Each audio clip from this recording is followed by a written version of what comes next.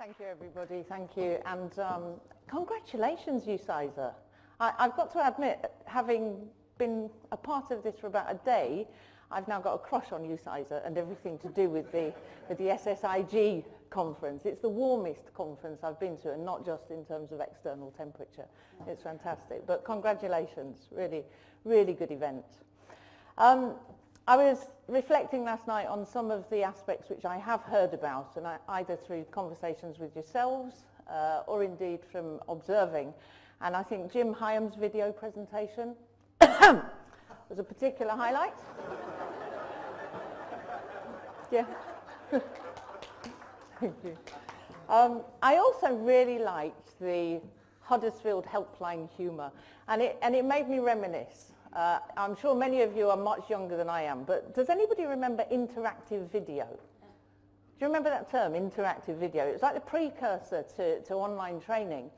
And I remember back in a long time ago, in my early career, I remember walking past a particular office, and one of our management development trainers had gone into the interactive video lab, which was essentially a room with a computer and a mouse.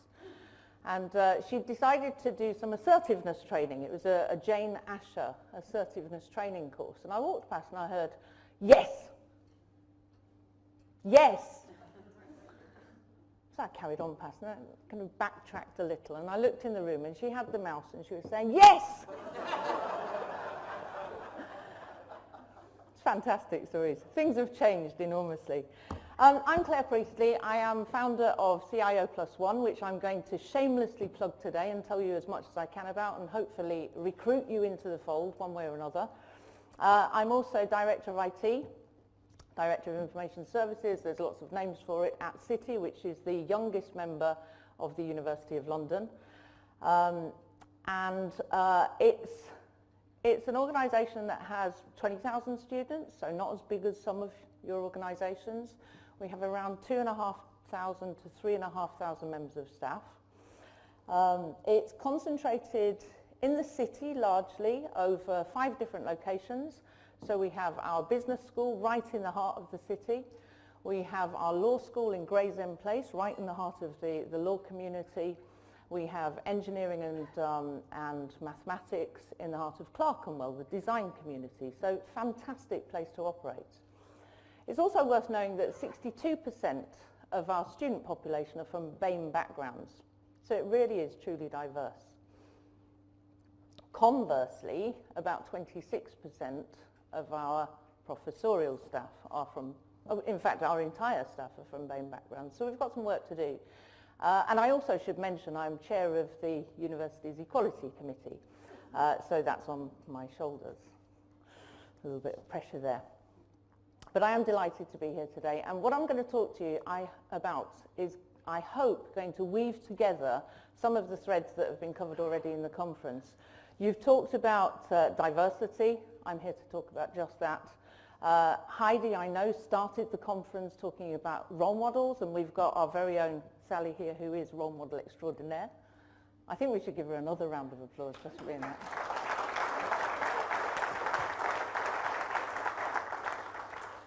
We also heard from Nigel yesterday about transferable skills, and I really want to impress upon you how transferable the skills that we have in this room are in terms of movements and the pipeline up towards IT leadership, but more about that in a little while. But yesterday I understand there was a panel discussion around diversity, and the subject of diversity was covered, and it was felt as if, it was felt that diversity was a bit of a societal problem. Is that right? Is that something that came up yesterday? And I think, this is indicative of that really, isn't it? We're all familiar with these headlines. Does anybody know why I've got this one down at the bottom here? Women dominating the New Year's honours list.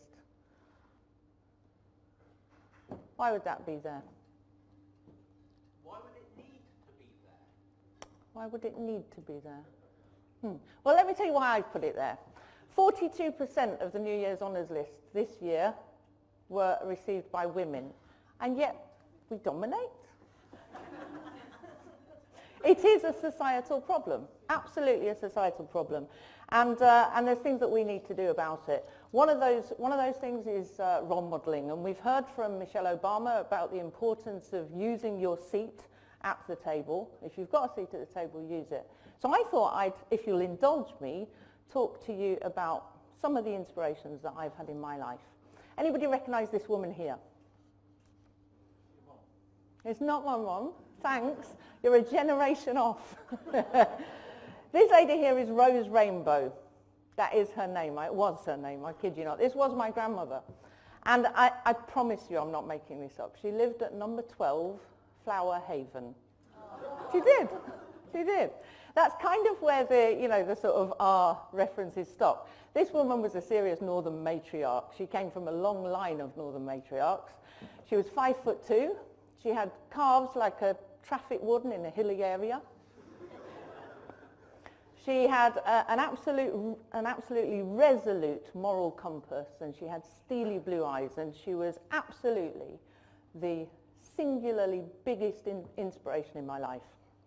And there's one story that gave me, it really gifted me a phrase that I now use for pretty much every circumstance I find myself in.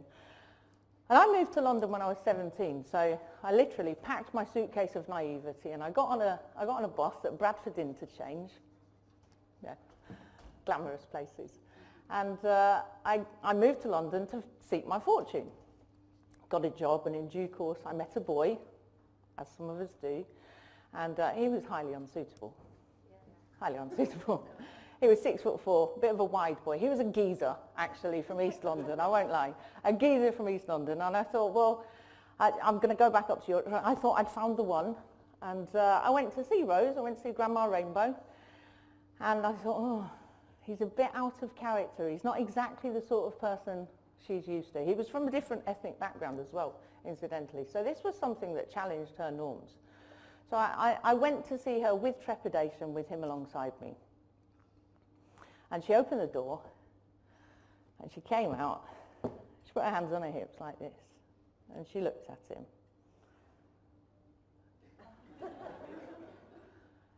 And the only words she said were, "So, is this a serious effort or what?" I have to tell you, that phrase has stuck with me for life. Absolutely has. The fellow went really quickly, but the phrase stuck with me for life, and I think you can use it in almost any circumstance. You really can. So some other inspirations and role models for me. You may or may not recognise some of these people. Michelle Obama, I referenced earlier, Maya Angelou. There's a chap down there at the bottom. I'll give a prize to anybody that knows that fellow down in the corner there. Gennady Golovkin, who said that? Sorry about shouting. Well done that man. I'll come and talk to you about boxing later. So the reason I say that is, the reason I'm so excited by that, Gennady Golovkin is a boxer. He is a world title holder. He's been around for some time in the boxing scene, not particularly well known. I box.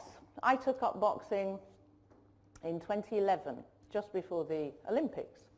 And the reason I'm telling you this story is because despite all of these people inspiring me, I was not really convinced about the power of role models until 2012.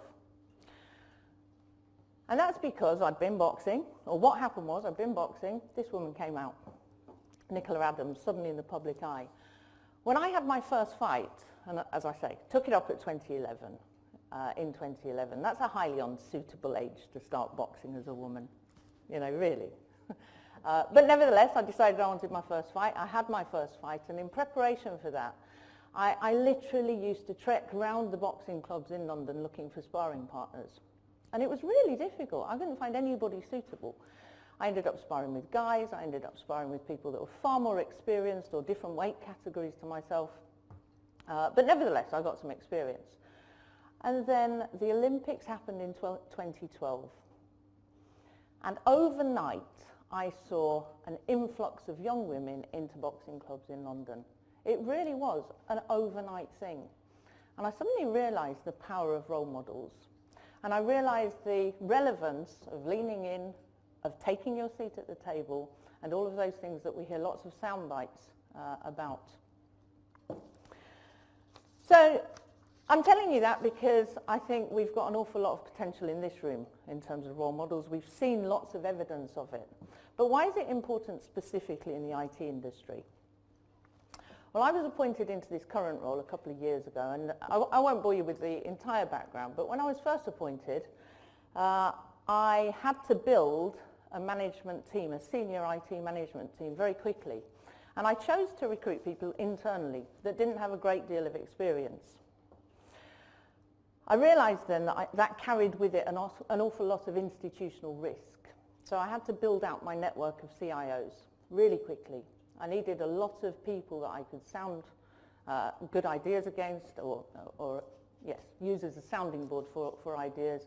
I needed critical friends, and I needed to do that very quickly. So I went along to as many networking events as I could. I promised myself that I'd go to at least 2 a month. I probably averaged about one a week. Anybody know where this is? The Shard, yes, absolutely. And the truth is, when you're in a position of IT leadership, particularly as a woman actually, you get invited to an awful lot of these kind of events, and they're fantastic. But as you'll see, they start to get a bit tedious because they're quite similar. This particular one was the CISO Summit. And as its name suggests, it was full of people that were in information security and chief information officers. And I sat at a table of exclusively white men. And by the way, I don't want to exclude anybody in the room, but I will be making reference to a particular theme that comes out. I walked into this room entirely white, middle-aged, presumably middle-class men. Sat at a table with them and asked about diversity. And in my mind, there was this fella here, Jonathan James. Anybody come across him? Anybody heard of him? He's the guy that hacked into the American, well, he hacked into NASA, he hacked into a few places. Sadly, this young man is no longer with us. But in my head, when talking about diversity to information security officers, I was asking about, you know, how many young people, how many millennials you've got in your team. And not one of them picked up on that. They all said, oh, no, I've got a woman working for me. My PA. So that was my first experience, and then I continued and I went to networking meeting after networking meeting just to expand my own network. And time after time I'd walk into a sea of white, middle-aged, middle-class men. And as I say, nothing against that demographic at all. But actually, every time I walked in, my heart sank. Just as an incidental, I was interviewed for CIO UK recently, and the journalist misquoted me. He said, every time I walk into a sea of white, middle-aged, middle-class men, my heart beats a little faster.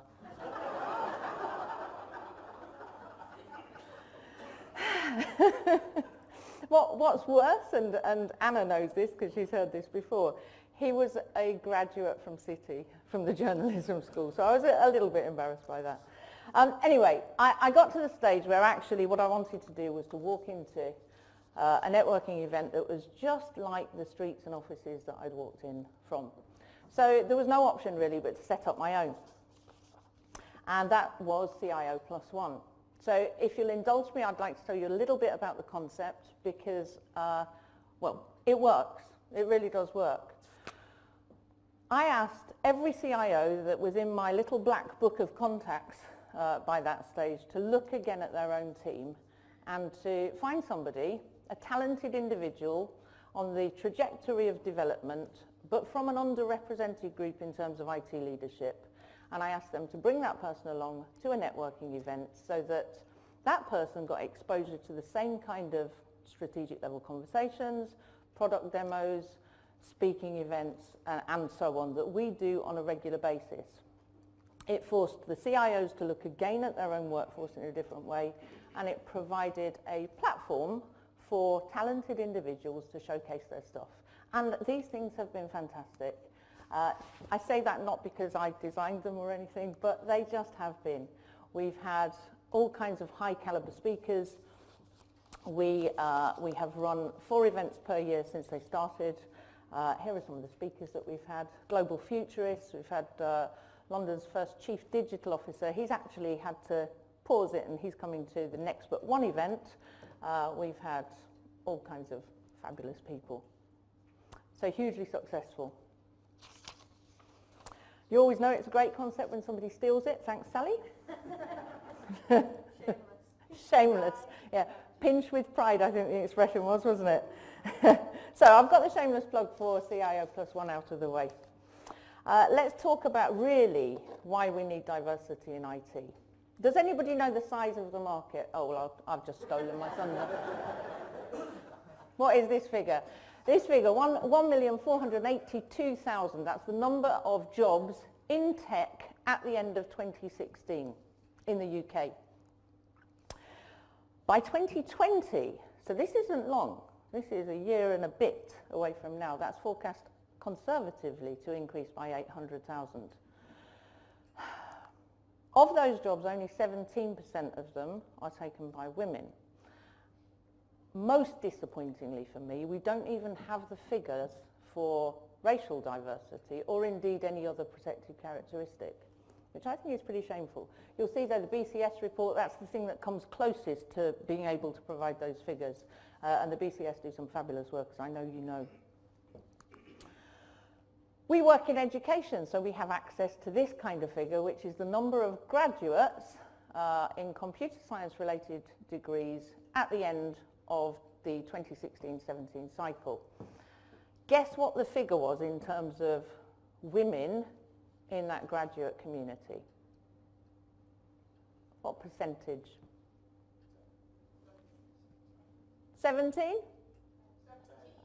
17. It was 17. It's been stubbornly 17 for 10 years. Why is that the case? Vicky spoke yesterday about the York figures in 1991 being, was it 34%, Vicky? 36%. Well, exactly. At the end of the 1980s, early 1990s, we were looking at twice that figure in terms of gender diversity. As I say, we don't even have the figures for any other group. Now, given that we're forecasting, we've got a huge increase in the number of jobs, we've got low representation from certain other areas, we've got massive opportunities, I think, to start getting people from other areas, from non-traditionally represented groups into technology. The private sector are doing this and they're getting creative about it. If we look at how creative, we can see that Ernst Young are saying, forget degrees, forget A-levels, let's just get talent in. Really, you know, smashing through the kind of the barriers that they used to put in place. Other people are trying to get into the millennials, I'll learn to say that word one day, by using the kind of software and tools. I'm not quite sure I agree with the use of Tinder for recruitment, but you know, it's a principle. And if we look at JP Morgan, for example, we'll see Snapchat being employed. So we can see that they're getting creative about recruitment, and that's just targeting millennials. That's not even looking at alternative groups. But what about higher education? You heard from Heidi on Wednesday. I wanted to say Monday. You heard from Heidi. Heidi did some research in preparation for a presentation that her and I delivered recently. And we spoke to 53 institutions and got 126 responses. Of those professionals, 80% were concerned about gender equality and diversity in the IT profession. They looked at the different gender balance in IT departments. So this is specific to higher education. We know what it is in the broader sectors. It's 23% from a gender perspective in higher education. And that's the overall department, as opposed to 17% nationally.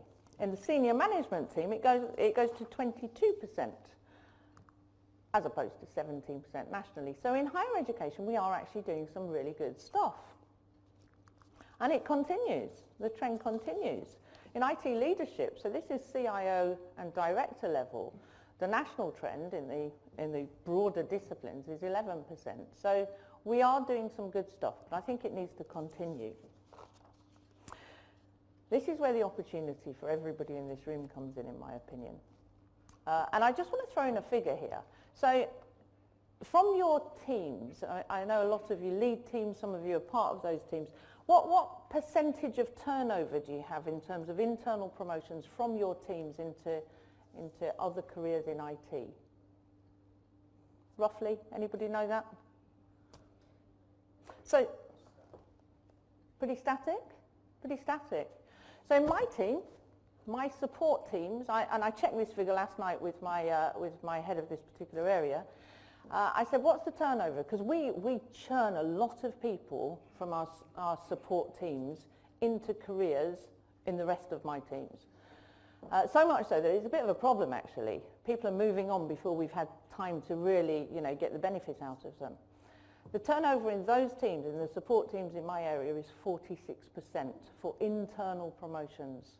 So we promote, I think, 22 people in the last 8 months within my own team.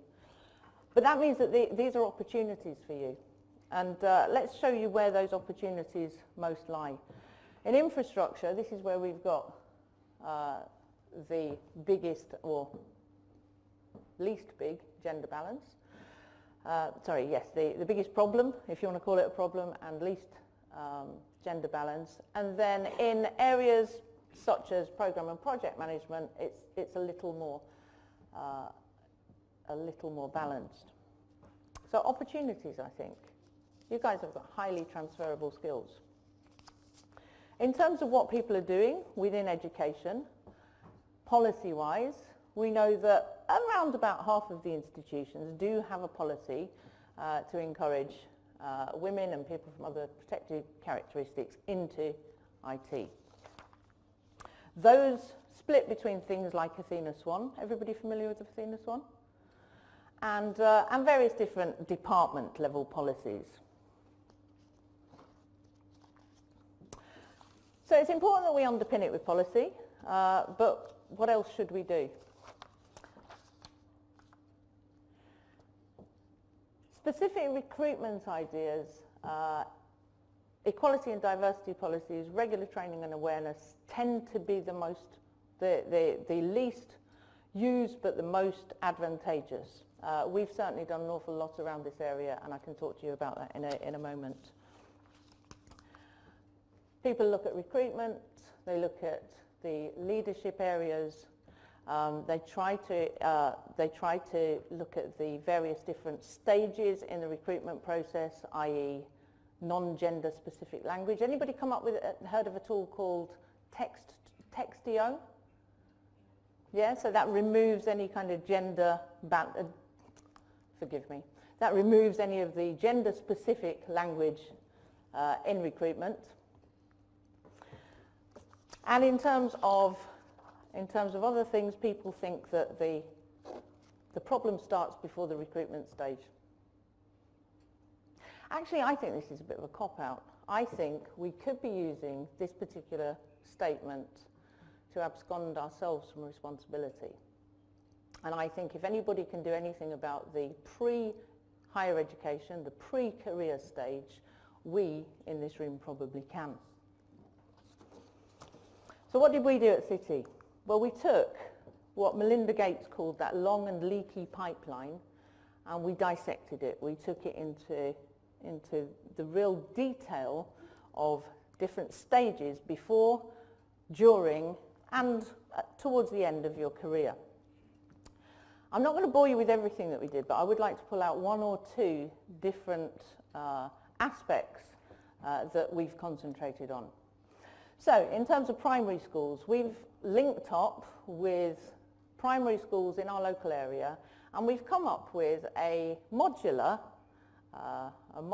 approach to exciting children about technology. I've got a team of people that have designed things using Raspberry Pis, we heard reference to those yesterday, designed networks that are accessible to young children, and regularly go in and talk to them. We work with the STEM Girls, which is an association that works with South London schools to encourage ambassadors to go in and talk to young women about careers in science, technology, engineering and maths and medicine. And one of the most successful things that we've done is to broker a relationship, and I invite all of you to do the same. We've brokered a relationship between the Dean of our Computer Science Division and Engineering Division and various different schools on the basis that we have lots and lots of equipment that sits around for probably 11 and a half months of the year and then is dragged out for one particular module, at which point it excites the students and they do lots of cool stuff with tech or engineering equipment, and then it goes back into its cupboard. So what we've agreed is that we'll loan that out to schools. We'll take it out to schools. We'll get really exciting lecturers going out and speaking to those schools about these cool experiments. There's things that we can do to really start to engender excitement about our profession and about the careers in tech before people even consider their choices at GCSEs. So that's one thing that I'm really excited about. We do lots of other bits and pieces. We've also recently signed up to the Tech Talent Charter. Is everybody familiar with that? No? Yes? Yeah. So I might have known you would be, Sally. The Tech Talent Charter, it asks you to do 4 things. Really simple. First of all, you identify a named person within your institution that will be responsible for improving diversity in technology careers. So you've got a named individual. That named individual is then responsible for reporting back the metrics every single year. And it's really important that we start getting metrics behind this. The other thing that that person is responsible for doing is to promote and champion the Tech Talent Charter, which is exactly what I'm here to do today. So please consider it promoted. And then finally, it's to develop this tangible action plan and to demonstrate progress. It doesn't have to be a particular templated approach, it just has to be a tangible action plan. So a couple of things that we're doing. Oh, and one other thing. You'll see down there, Autism Works. I believe that there was a conversation yesterday about neurodiversity or diversity around different kind of characteristics in this space. Autism Works is a great organisation. There are people on the spectrum of autism tend to have incredibly detail-specific skills that are highly transferable into things like testing. So Autism Works provides a pipeline of talent of that particular nature into those kind of careers. Really worth knowing, really worth knowing. And if you've got any particular opportunities in those areas, get in touch with that organisation. So, lots of stuff, and you'll see at the end. The other thing that I like to do is to think about what happens when somebody leaves us. It's important that all of us have a vision to where we want to get to, because in doing so we can pick up all the appropriate skills along the way. So CIO +1 was one of those initiatives. So, when dissecting your long and leaky pipeline, what would I recommend you do? Pull together a coalition of the willing in the first place. There's no point at all in trying to drag people into something, as we know with projects, that they're just not really inspired to do. I simply put a call out to my entire team and said, I need to do something around diversity. Who wants to get involved? I have a team of 8 people that are actively involved now, 3 of which are guys, the rest are women, and they, in their excitement, have done all of those things that you've seen on the previous slide, and more actually. Do what you can, try and address what you need to, but do what you can. Somebody I was talking to around the Athena Swan initiative, when I said, how did you get that bronze award? They said, actually, it wasn't one single thing. It was the aggregate of the small things that really matters. Everything that you can do at a local level to make change, try and do it. Underpin it with policy and demonstrate it with data. I talked about transferable skills earlier, and it's true that as a leader, particularly as a recruiter, you have to start breaking down some of your mental barriers, some of your traditional thinking around transferable skills.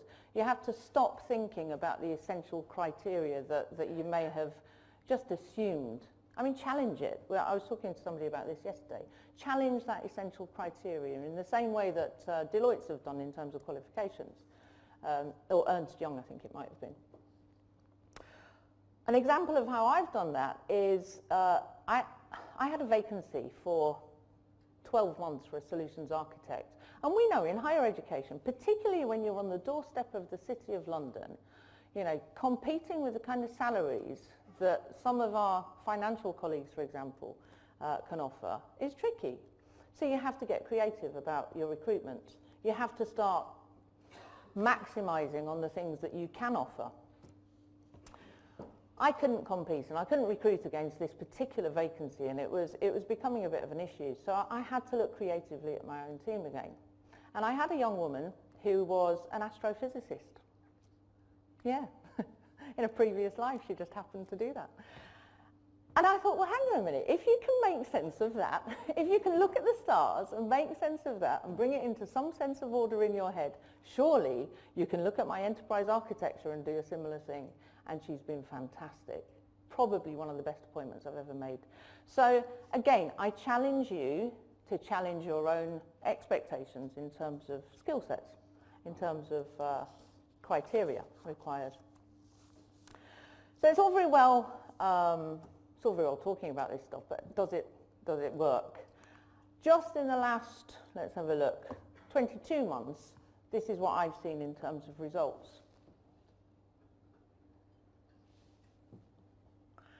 The 27 internal promotions does not include 18 of those that I mentioned in terms of our support staff from the last 8 months. So we can see when you take action, and you take action in a systematic, regular fashion, the aggregate of it will reveal results. So before I finish, I just want to share with you a different story. I was at the CIO 100 event recently, and I listened to a guy called Nick Holt, who's the CIO for Trainline.com. He's done some fantastic work there. The point he made, as he looked out at this room of 100 CIOs, was, if I asked you about your cybersecurity strategy, you would be able to tell me instantly. And if I asked you about your digital strategy, you'd be able to tell me instantly. So why? Why can none of you tell me what your diversity strategy is? And I invite you to not only ask yourself that question, but to ask your CIOs, your VCs, and wherever else it's lacking, that same question. And I'll finish with the inimitable words of Rose Rainbow. Ask yourself, is it a serious effort or what?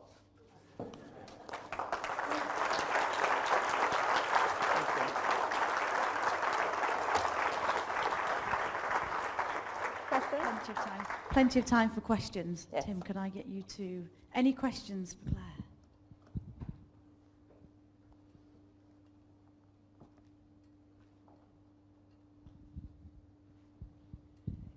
Hello. It's been reported in the news in the last month that the new university at Hereford is going to recruit onto its undergraduate engineering degree course students who do not have A-levels in maths and physics, because they believe that is the only way of getting a diverse undergraduate community. Do you want to comment on that, please? I think it's fantastic. I wasn't aware of that, actually, but it sounds like a superb initiative. And, you know, we do presuppose, we work in higher education. Clearly, we are going to be in favour of education and educational qualifications. But we do tend to assume that we need to have certain qualifications in order to get into or show skills in particular fields, and I don't think that's the case, so thank you for sharing that. I shall weave that into my, my next conversation about the subject. Sally. Oh. Actually, we could play a game, couldn't we? We could play a how fit is the mic guy game. We've done it for the last 3 days.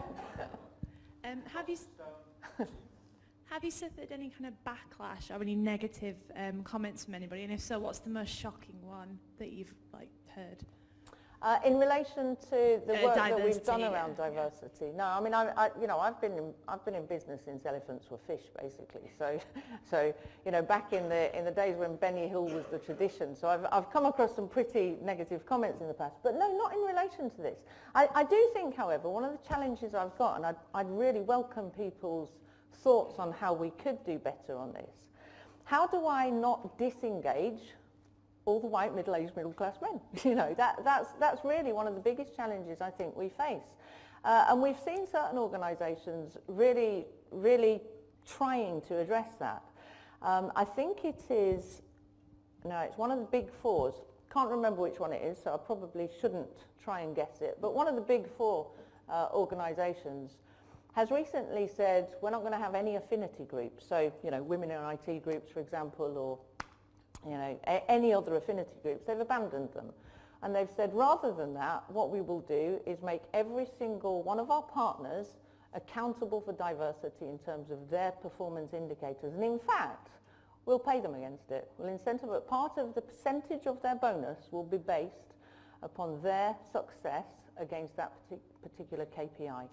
And I think that's fantastic. I mean, we don't necessarily have the freedom to be able to do that at this stage. In our own careers in higher education. But, perhaps we can learn something, perhaps we can transfer something from that particular approach into the way that we behave. It's quite an emotive subject, isn't it? The subject of affinity groups in particular. And I'm not quite sure, if I'm honest, where I land on it, but I do think my biggest challenge at the moment is ensuring that everybody feels part of this drive for inclusivity.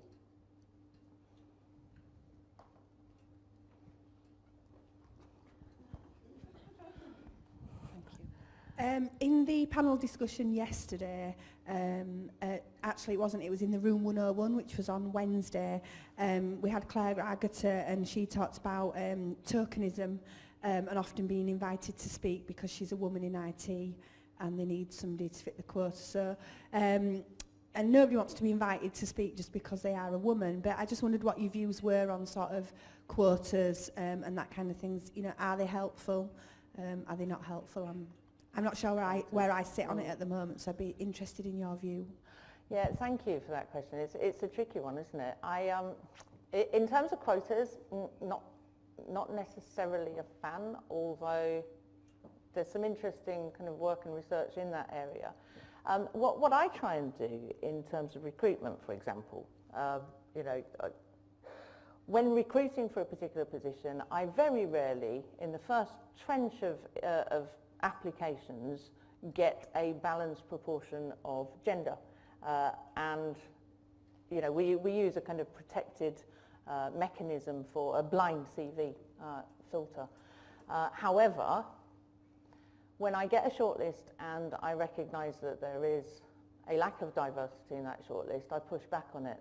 And I've started now working with agencies and saying to them, unless you provide me with a balanced shortlist in the first instance, I'm not going to interview.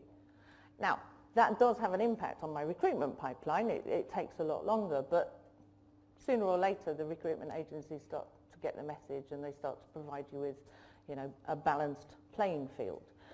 From that, I think you recruit on skills, obviously. Yeah, not sure where I sit on quotas, I'm afraid, Sally. Yeah. Hi.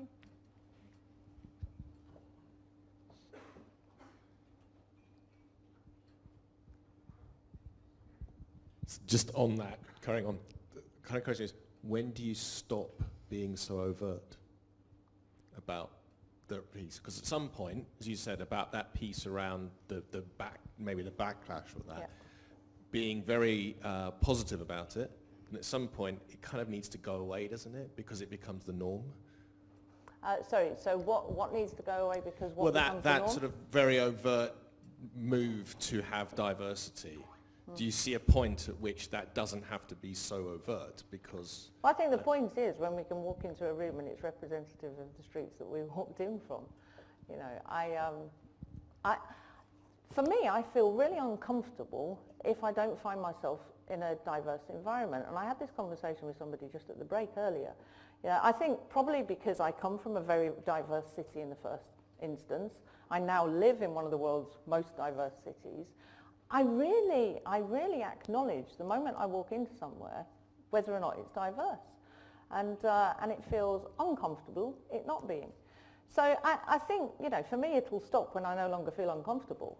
Personally, I'm not an expert on these things, you know, as we can all see, but yeah, that would be my personal driver.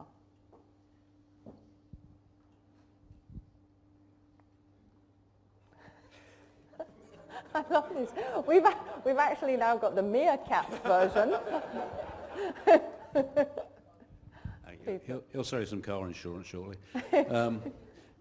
One thing I think there's a bit of a challenge is that there's a great deal of emphasis on STEM and it's linked to IT. One of the things that I think we've seen through this conference is that actually to be in IT you don't necessarily need the technical background because it's an awful lot about people.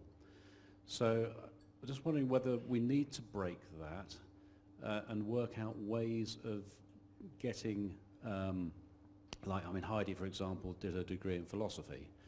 We have people with fine arts degrees here that are, you know, in senior roles.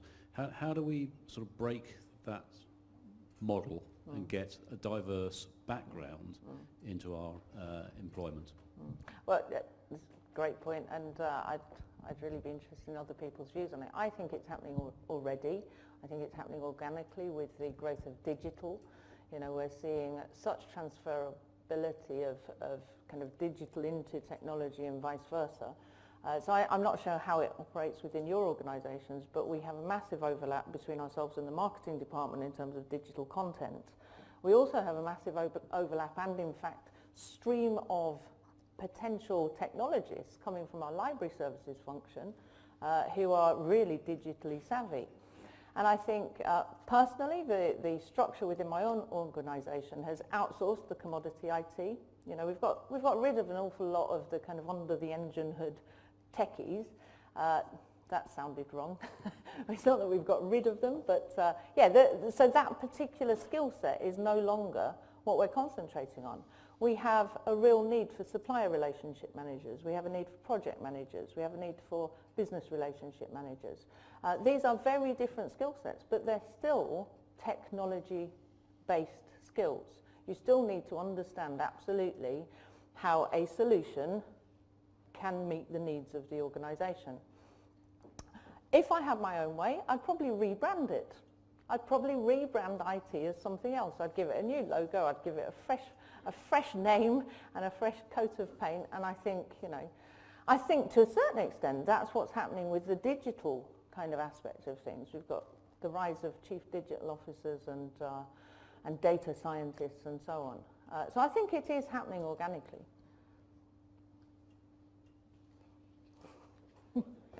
We really are playing the let's get into a marathon game now, aren't we?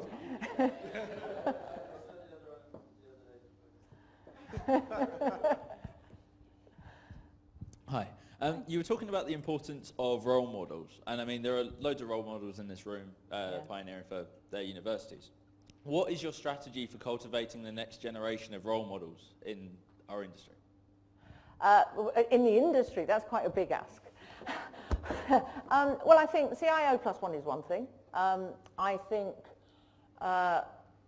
for me personally, I try and provide a platform for anybody that's got a great idea within my organisation, and that can be a platform within the organisation or outside of the organisation.